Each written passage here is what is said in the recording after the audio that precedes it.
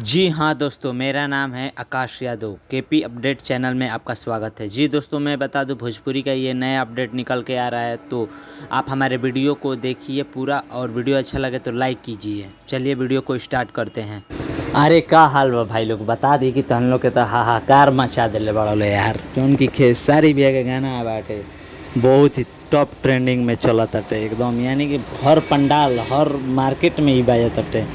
भक्ति के लहर जौन की जाग गइल बाटे। अब बताओ लो, ऐसे ही खेसारी फैंस तनी प्यार बनौले रहलो और बताओ लो कमेंट में कि गाना कैसन बाटे। भक्ति अब की जौन साल के आइल बाटे और 2-3 साल के से तो एक ही गाना टॉप जात रहा, लेकिन अब की बार दो गाना टॉप जात हटे। तो तुम लोग बताओ लो कि गाना कैसन लागल और गाना अगले बार कौन राइटर के साथ आवे के चाहिए, तो कमेंट में ज़रूर बताइए। हलो हम भी देखिए। अगर ये वीडियो अच्छा लागल तो एगो लाइक करिए, कमेंट करिए और वीडियो के शेयर करिए ज़रूर।